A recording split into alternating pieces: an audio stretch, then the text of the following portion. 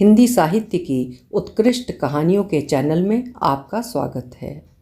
आज सुनिए समकालीन लेखिका निर्देश निधि की लिखी हुई कहानी एली। हिंदी लेखिका निर्देश निधि जी अपने मार्मिक और यथार्थवादी लेखन के लिए जानी जाती हैं, जो विशेष रूप से समसामयिक जीवन, स्त्री मन की गहराइयों और सामाजिक सच्चाइयों को उजागर करता है। आपके समक्ष प्रस्तुत है उनकी लिखी हुई कहानी एली, मेरी आवाज़ में। मैं हूँ सीमा सिंह। उस दिन इंटरनेट पर एक दूसरे को सूचित कर सब पुराने सहपाठी दिल्ली यूनिवर्सिटी में एकत्र होने वाले थे। धीरेन्द्र तयशुदा स्थान पर समय से कुछ पहले ही पहुंच गया था। जैसे सब साथियों से मिलने की सबसे प्रबल इच्छा बस उसे ही हो। कॉलेज की सारी बातें आज भी उसके मस्तिष्क में वैसी ही जीवंत हैं जैसी 16 बरस पहले थीं, परंतु सबसे अधिक जीवंत है हैरी यानी हरीश श्रीवास्तव और एली यानी अलीशा सिंह की अनोखी कहानी। अकेले बैठे बैठे उसे दूसरे छोर से अपने सहपाठियों के साथ साथ अपने भी चिल्लाने की आवाज़ आने लगी थी। आगे मत जा हैरी, आगे पानी का बहाव बहुत तेज है, रुक जा हैरी, आगे मत जा। बरसात के दिन थे। गंगा अपनी गंभीर प्रौढ़ा छवि को त्याग कर किशोरी सी चंचलता पर उतर आई थी। दिल्ली यूनिवर्सिटी से आया छात्र छात्राओं का ग्रुप हरिद्वार में मटर गश्ती करता फिर रहा था कि बिना घाट वाले किनारों पर ठहर कर सबको अचानक रोमांच की सूझी। सब उतर पड़े उमकती गंगा की उद्दाम उर्मियों पर। छात्राओं में तो केवल 2 ही साहस कर सकी थीं, चेतना और अलीशा। रोकते रोकते हैरी बहुत आगे निकल गया था। यूँ वो कद काठी में इतना हट्टा कट्टा तो नहीं था, पर यौवन का जोश और खूबसूरत सहपाठिनों के सामने स्वयं को सबसे ज़्यादा साहसी दिखाने की ललक उस दिखावे पसंद को उस क्षण क्षमता से अधिक होना दिखाने पर मजबूर कर रही थी। लहरें चाहे किसी साधारण नदी की हों या पवित्र पाप मोचनी गंगा की, जब अपनी सी पर आती हैं तो किसी पर भक्षी से कम नहीं होती। घुमंतुओं को देखकर उन्हें भी मस्ती सूझी। एक के पीछे एक भागी और हैरी को अपना शिकार बनाकर चलती बनी। अगर धीरेन्द्र और अलीशा ने अपनी जान की बाजी लगाकर उसे बचाया ना होता तो ईश्वर ही जानता है कि उस दिन उसका क्या होता। धीरेन्द्र ने तो मदद भर ही की थी, बाहर निकालकर तो उसे एली ही लाई थी। हरियाणा के किसान परिवार की बेटी एली यानी अलीशा को ईश्वर ने लड़की तो जरूर बनाया, परंतु कद काठी और शारीरिक बल किसी हट्टे कट्टे लड़के से कम नहीं दिया था, जिसे उसने कई बार साबित भी कर दिखाया था। कोई उसे लड़की समझकर उसकी मदद करे, यह उसके लिए अपमान का विषय हो सकता था। अक्सर उसके बैचमेट उसे एली दादा पुकारते। उस दिन की घटना के बाद हैरी जान बचाने वाली एली का ऋणी हो गया था, थोड़ा बहुत धीरेन्द्र का भी, और तीनों की दोस्ती दिन पर दिन गहराती चली गई। लड़का लड़की की दोस्ती अपने चरम पर पहुंच रिश्ते में बंध जाने को आतुर हो उठती है। उक्ति चरितार्थ हो गई। एली ने अपनी अथक मेहनत के बाद 12वीं कक्षा में हरियाणा बोर्ड टॉप किया था। इस एवज में उसकी जिद पर उसे दिल्ली पढ़ने भेज दिया गया था। शादी ब्याह में मर्जी चलने देने का तो प्रश्न ही नहीं था, परंतु धुन की पक्की उस लड़की ने ठान लिया तो कोई माने या ना माने फर्क नहीं पड़ता। खाप पंचायतों के भय भी उसके निर्णय को नहीं टिका सके और उसने हैरी यानी हरीश श्रीवास्तव से धीरेन्द्र, सूरज आदि मित्रों के सहयोग से चुपचाप आर्य समाज मंदिर में विवाह रचाया और अपने हॉस्टल लौट गई। खुद को सही साबित करने के लिए तर्क रखा कि प्रेम विवाह तो प्राचीन युग से मान्य है। माह भर भी गुजरा होगा, एली 3 दिन की छुट्टियों में गांव गई थी। संयोग की बात, उसके गांव के पंडित के साथ वो पंडित भी बैठा हुआ था जिसने एली का विवाह कराया था। एली उसे देखकर ठिठक सी गई। उस पंडित ने भी उसे पहचान लिया और उसका परिचय जाने बिना ही उसके ताऊ जी से उसके आर्य समाज में किए गए प्रेम विवाह की बात बता दी। एली के कान में भनक पड़ते ही वो ढलती हुई सांझ की परवाह किए बगैर हैरी के पास दिल्ली चली आई। मजबूरन अब हैरी को चुपचाप किया विवाह अपने पिता को बताना पड़ा। थोड़ी बहुत नाराज़गी के बाद वो मान गए। एली का परिवार किसी तरह भी नहीं माना तो हैरी के माता पिता ने अकेले ही एक स्वागत भोज देकर उन दोनों को पति पत्नी होने की मान्यता समाज में दिला दी। अब तक एली और हैरी सहपाठी मित्र रहे थे। तू तड़ाक, मारना पीटना, धक्का मुक्का सब कुछ समान रूप से चलता था, पर अब एली दादा कहलाने वाली वो दबंग लड़की हैरी की पत्नी बन चुकी थी। उसकी जिस बोल्ड इमेज का हैरी दीवाना हुआ था, अब वही इमेज समस्या थी। उसके निरदेसी पति की तरह के व्यवहार पर एली कहती, यार हैरी, तुम तो पूरे के पूरे परंपरागत हिंदुस्तानी हस्बैंड ही हो गए। अब यही सच्चाई है, हैरी रूखा सा उत्तर देता। अभी उनकी शादी को 3 माह ही हुए थे कि हैरी की माँ को पक्षाघात ने जकड़ लिया। हैरी अपना पहला इंटरव्यू देने शहर से बाहर गया हुआ था। दिल के मरीज उसके पिता बुरी तरह घबरा गए। एली ने सास को गोद में उठाया, कार की पिछली सीट पर लेटाया और ससुर को जल्दी से कार में बैठाकर कार हॉस्पिटल की तरफ दौड़ा दी। बाद में ससुर ने कहा, हमें पता ही नहीं था कि तुम कार भी चला लेती हो। पापा, अगर मेरे किसी दोस्त के पास ट्रेन या प्लेन होते ना, तो वो भी मुझे चलाने आते होते। वो तो धीरेन्द्र के पास सिर्फ कार ही थी, मैंने उसी से सीखी। उसी की कार खूब चलाई और ठोकी ठाकी भी, हंसकर बताया था उसने। एली ने महीनों हैरी की माँ की मालिश व दवा दारू कर उन्हें उनके पैरों पर खड़ा कर दिया। दोनों बुजुर्ग जान गए कि हैरी अनजाने में बहू नहीं, अनमोल हीरा ले आया था। सास ससुर से पक्की दोस्ती हो गई थी उसकी। हैरी के इस तरह विवाह कर लेने पर रूठे हुए रिश्ते नातेदार भी उसके दिए मान सम्मान के आगे नतमस्तक हो पुनः आत्मीय बन गए थे। घर में जो भी आता एली को ही पूछता, उसकी ही प्रशंसा करता। यहाँ तक कि हैरी के माता पिता भी लापरवाह दिखावा पसंद बेटे से ज़्यादा बहू पर ही भरोसा करते। शिक्षा से लेकर शारीरिक सौंदर्य तक एली हैरी से 21 नहीं 25 बैठती। हैरी अप्रत्यक्त विषय सा स्वयं को हाशिए पर पड़ा पाता। माता पिता की इकलौती संतान होने के कारण घर में अब तक सारा महत्व उसी का था, पर अब उसके एकाधिकार में सेंध लग गई थी जैसे। परिणाम मन ही मन पत्नी से ईर्ष्या का विनाशकारी बीज लेकर आया। धीरे धीरे वो उसे लोगों के बीच बैठने से रोकने के बहाने बनाने लगा। कभी कोई काम बता देता, कभी यूं ही अलग बुला लेता। ऐसा संभव न होने पर उसकी हर बात को अपने अनर्गल तर्कों से काटने का प्रयास करता। स्वयं को ज़्यादा कुशल दिखाने के अनथक प्रयास में सफल न हो पाने पर एली को सबके सामने किसी भी बात पर बुरी तरह झिड़क देता। वो उसकी कुछ बातें मान लेती तो कुछ का तिरस्कार भी जरूर करती। निश्चल प्रेम के चश्मे से एली को दिखाई नहीं दिया, परंतु और सभी को साफ साफ दिखाई दे रहा था कि हैरी को हीन भावना के कीड़े ने काटना शुरू कर दिया था। पुरुषपन का कोबरा तेजी से उसकी सोच पर अपना विष फैला रहा था। एली की जिन खूबियों पर कुर्बान होकर उसने विवाह किया था, अब वही उसे 100 बिच्छुओं के दंश सी चुभ रही थीं। वो तो यह भी भूल गया था कि उसका जीवन एली की इसी विशिष्टता और साहस का ऋणी था। ठीक ही कहते हैं कि बोल्ड स्त्री दूसरे के घर में ही अच्छी लगती है, अपनी तो डरी सहमी दबी ढकी बात बात पर आंसू बहा देने वाली छुई मुई ही अच्छी लगती है। विलक्षण स्त्रियों के लिए पति का प्रेम दुर्लभ ही होता है। एली, आज तुम मुझे क्या गिफ्ट देने वाली हो? विवाह की पहली वर्षगांठ पर हैरी ने उत्सुक होकर पूछा। आज मैं नहीं, तुम मुझे देना, फिर मैं तुम्हें एक शानदार रिटर्न गिफ्ट दूंगी कुछ महीनों बाद, ठीक? उसकी चंचल आंखें पति का सानिध्य पा जिस तरह हर बार चमक उठती, उसी की पुनरावृत्ति हुई। कौन जाने हैरी ने दोनों की कॉमन फ्रेंड अवंतिका से अपना अंतरंग रिश्ता उजागर करने के लिए उसी रात को क्यों चुना था।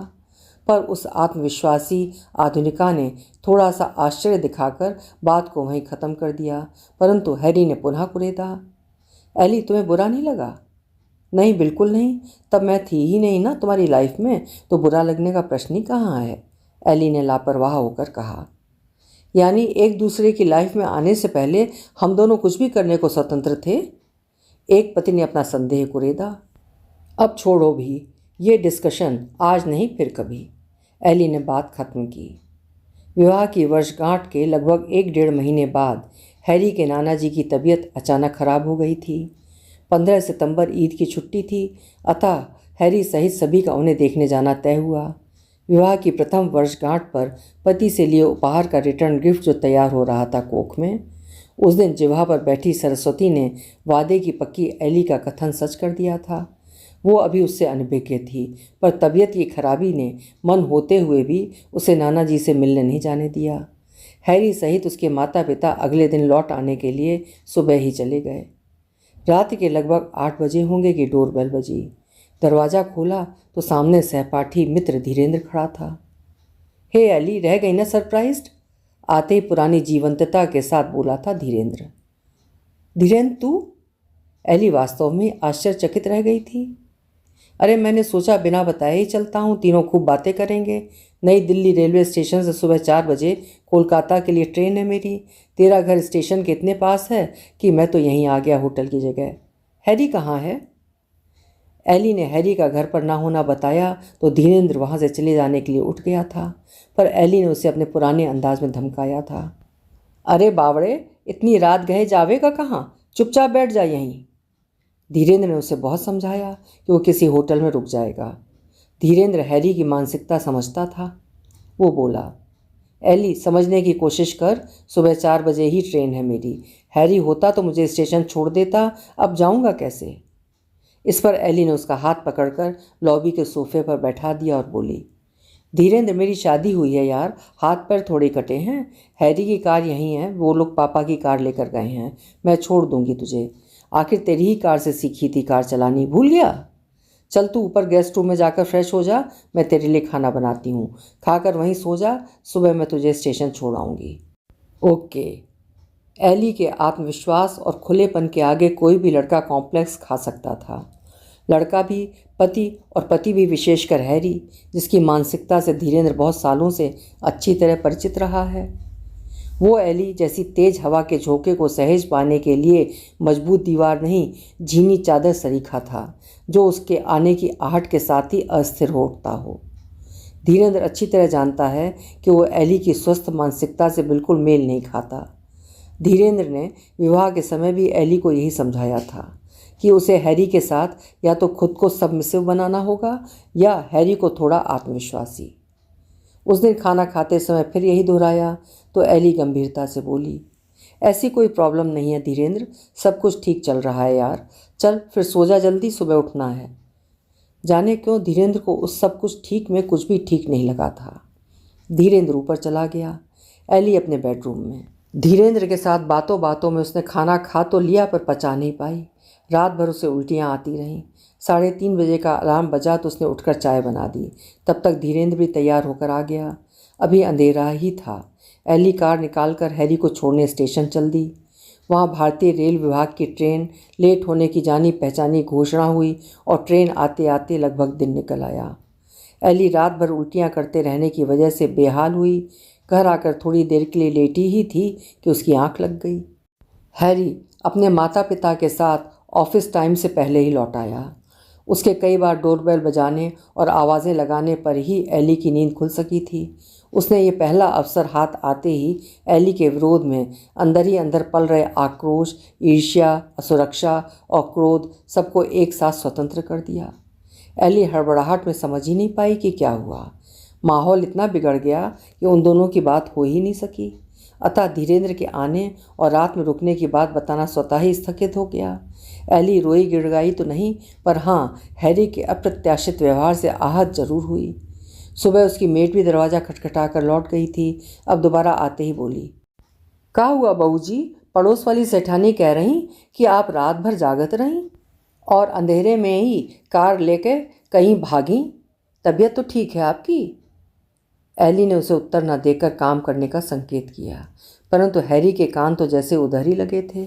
उसने थोड़ा सा और क्रोध अपनी आंखों में उबाला और बिना बात किए ही ऑफिस चला गया।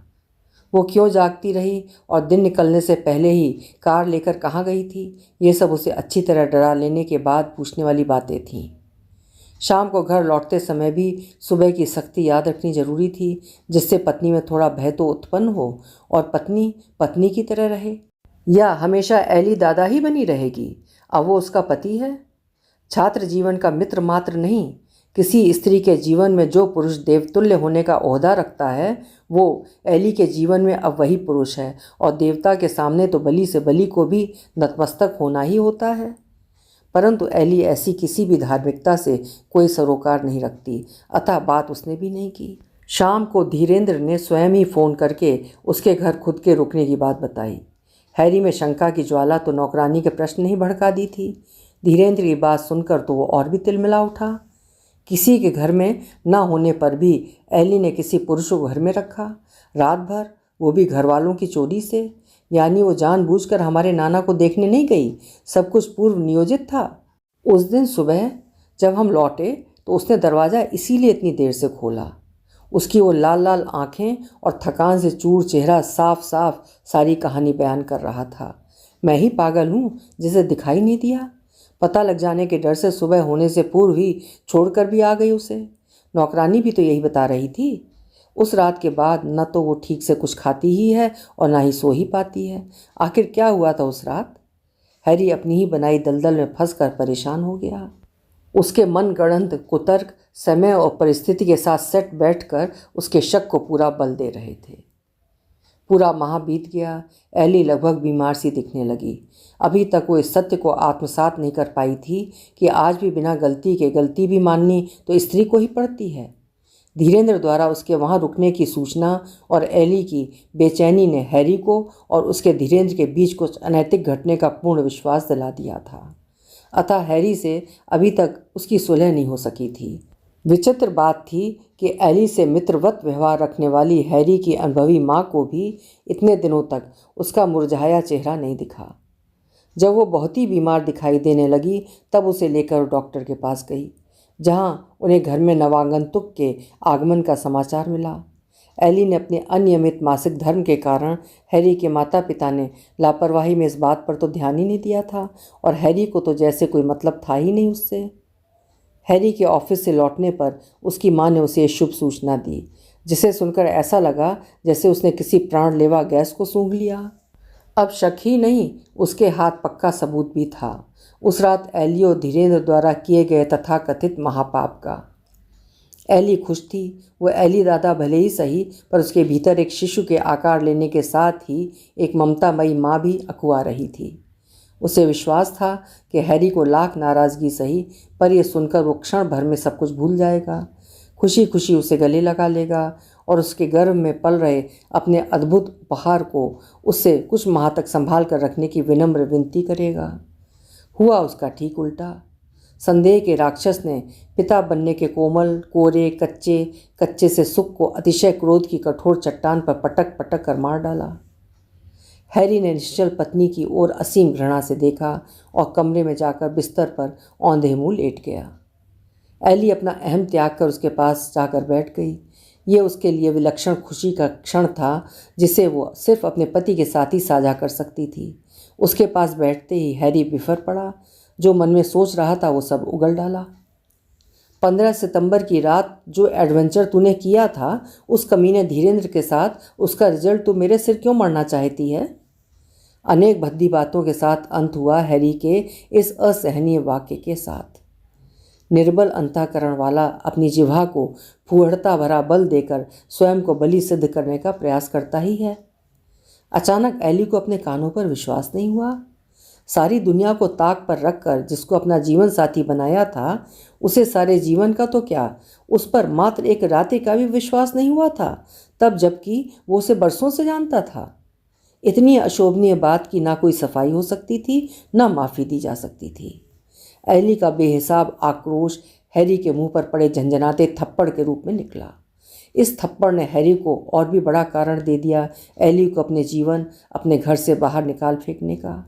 उसने अनशन ले लिया, अन्न जल तभी ग्रहण करेगा जब वो घर से चली जाएगी, हमेशा हमेशा के लिए। उसके पिता ने उसे समझाना भी चाहा तो उसने 15 सितंबर की रात धीरेन्द्र को जानबूझकर बुलाना, नाना को देखने न जाना, उसका रात भर जागना, नौकरानी व पड़ोसियों तक का इस बात से अवगत होना, सुबह होने से पहले ही धीरेन्द्र को छोड़कर आना, जैसे जो भी स्वनिर्मित संदेह अपने मन में पाल रखे थे सब अपने पिता से कह डाले। और भी कहा बहुत कुछ, जैसे कुछ बातें तो ऐसी हैं जिन्हें मैं आपको बता भी नहीं सकता। पापा, मैं इसे कॉलेज के समय से जानता हूँ। फिर आप ये भी तो सोचिए कि जो लड़की जन्म देने वाले बाप को झांसा दे सकती है, उसके लिए पति क्या मायने रखता है, जिसका साथ मात्र कुछ समय का ही हो। मुझसे उसको पहचानने में भूल हो गई पापा, मुझे माफ़ कर दीजिए। बात में तर्क तो जरूरी था, अतः पिता को सब कुछ प्रामाणिक लगा। उन्होंने ये पूछना जरूरी नहीं समझा कि जब एली का चाल चलन कॉलेज के समय से ही अच्छा नहीं था तो न पहचान पाने की गुंजाइश ही कहाँ थी, और उससे चुपचाप विवाह करने की कौन सी व्यवस्था आन पड़ी थी। ना ही ये सोचा कि जो झांसा एली ने दिया था अपने पिता को, क्या ठीक वही झांसा हैरी ने नहीं दिया था उन्हें। इस बार हैरी की जिद के आगे झुकने की परिणति परिवार की टूटन में हुई। जिस बहू के बल पर दोनों बुजुर्ग बच्चों जैसी बेफिक्र जिंदगी गुजार रहे थे, उसी बहू को घर से निकाल देना था। अक्सर अनुभवी आंखें भी एक स्त्री की निश्चलता पहचानने में कितनी बुरी तरह असफल हो जाती हैं, विशेषकर तब जब स्त्री दूसरे की बेटी हो। जब बेटे ने कहा, अगर ये यहाँ रही तो मैं अपनी जान दे दूंगा, तो बहू के खिलाफ बोला गया उसका हर झूठ क्षण भर में सच में परिवर्तित हो गया। अगर बहू बेटे में से किसी एक को चुनना ही था तो फिर बेटे को चुनना ही न्याय संगत था।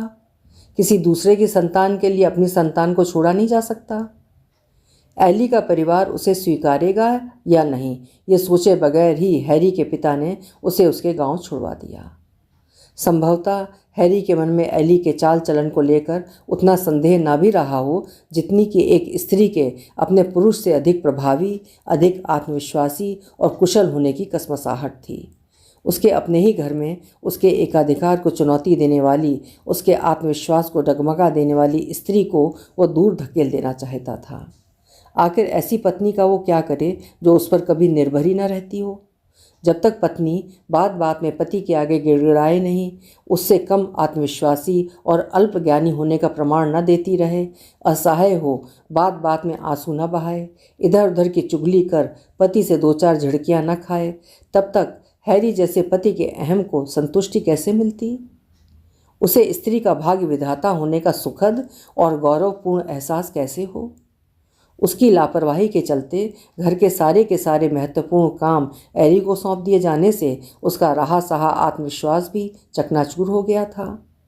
असुरक्षा, अपमान की भावना मन की भीतरी तहों तक घर कर गई थी। कहीं एली जा चुकी थी। अब हैरी को अपना घर अपने लिए सुरक्षित लगा था। उन दोनों के झगड़े के विषय में धीरेन्द्र को उसके क्लासमेट सूरज ने बताया था।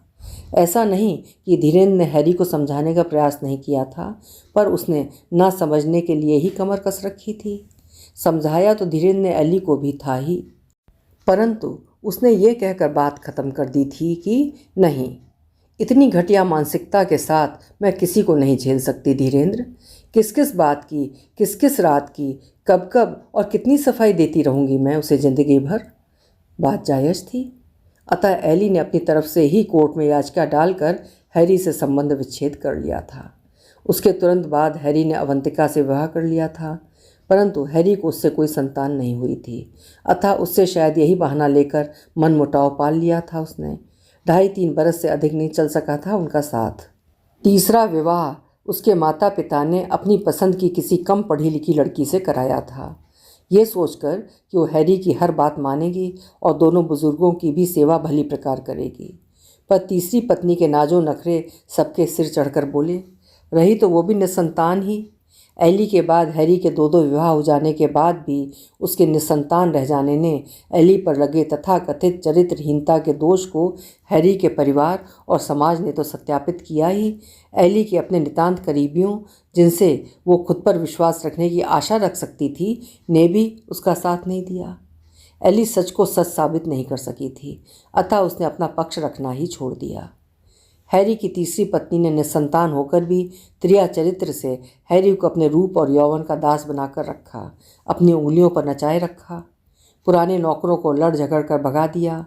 गंवार कामचोर लड़कियों की तरह काम करने के हर समय पर उसे सिर दर्द, हाथ दर्द, पैर या फिर पीठ पेट दर्द हुआ। घर के काम की सारी जिम्मेदारी हैरी की बुढ़ाती बीमार माँ पर आन पड़ी। थके घुटनों की लंगड़ाहट के साथ बहू बेटे के खाने की थालियां लगा लगा कर उनके कमरे तक पहुंचाने का जिम्मा भी जीवन की संध्या की थकान से चूर उस बूढ़ी पर ही आन पड़ा। हैरी भी माँ की एक न सुनता, हर वक्त उस बहानेबाज पत्नी की ही तरफदारी करता। पहले जितना माँ के लिए एली पर चिल्लाता, अब नई पत्नी के लिए माँ पर उससे दोगुना चिल्लाता। स्त्री होकर भी एली की सच्चाई, ईमानदारी और मासूमियत को नकारने की यही माकूल सज़ा थी हैरी की बूढ़ी माँ के लिए। बिजली के बिल, टेलीफोन बिल, इंश्योरेंस के काम, ससुर की पेंशन दिलाकर लाने का काम, घर की टूट फूट या कार सर्विसिंग के काम और बाजार के जिन कार्यों को एली मिनटों में निपटा डालती, अब हैरी के बुढ़ाते पिता के थकते पांव उन्हें करने में काँप काँप जाते। शायद यही सज़ा ठीक थी उन दोनों के लिए, एली जैसी निश्चल मासूम लड़की के सच को सच न मानने की। कार्यालय में विदेशी तकनीशियनों की विशेष मीटिंग की वजह से धीरेंद्र की पत्नी तो नहीं आ सकी। हाँ, वो अपनी दोनों बेटियों के साथ आया है। आज 16 बरस के लंबे अंतराल के बाद सारे बैचमेट अपने अपने परिवार सहित एकत्र हुए हैं। हैरी और एली भी आए हैं, अलग अलग। हैरी अपनी तीसरी पत्नी के साथ आया है और आज भी वो निसंतान ही है। एली अपने जाने पहचाने अंदाज में आई है, वो जरा भी तो नहीं बदली।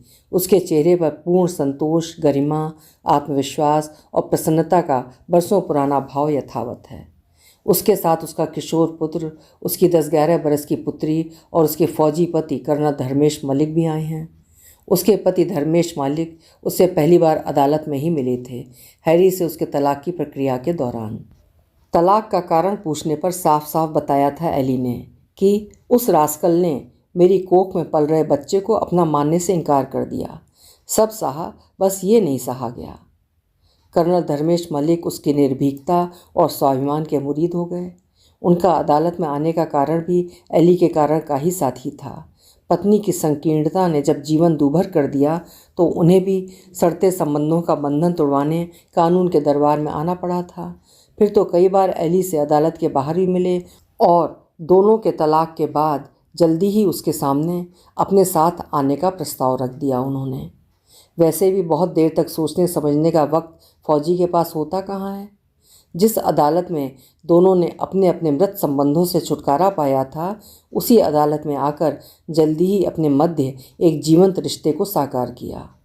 कर्नल धर्मेश मलिक ने बच्चे सहित सिर आंखों में बैठाकर ससम्मान अपनाया था एली को।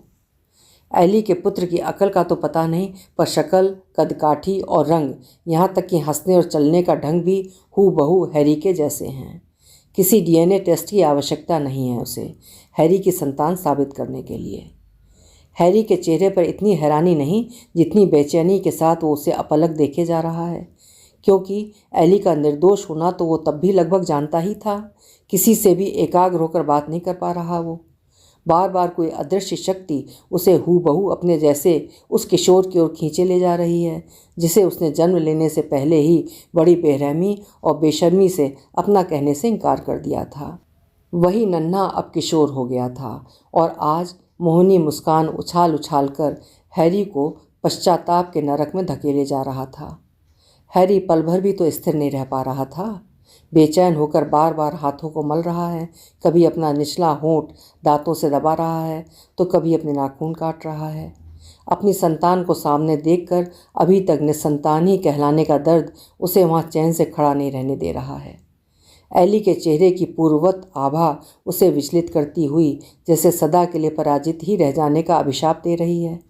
ऊपर से आयु के इस पड़ाव पर अपनी ही कार्बन कॉपी सा किशोरावस्था में ही अपनी ऊंचाई से भी ऊंचा होता अपना ही जवान बेटा सामने देखकर भी उसे अपना नहीं कह पाने की विवशता उसे भीतर तक भेद रही है। अपनी गलती के लिए उससे क्षमा भी न मांग पाने की कसमसाहट अब उसे जीवन भर पश्चाताप के अतिरिक्त कुछ दे भी तो नहीं सकेगी। परंतु अब पश्चाताप का भी कोई अर्थ नहीं, इतना तो वो एली को जानता ही है। अभी आप सुन रहे थे निर्देश निधि जी की लिखी हुई एक संवेदनशील कहानी एली। उम्मीद है कहानी आपको अच्छी लगी होगी। अच्छी लगी हो तो कहानी को लाइक और शेयर करिएगा और चैनल भी सब्सक्राइब कर लीजिएगा। कल फिर मिलते हैं। नमस्कार।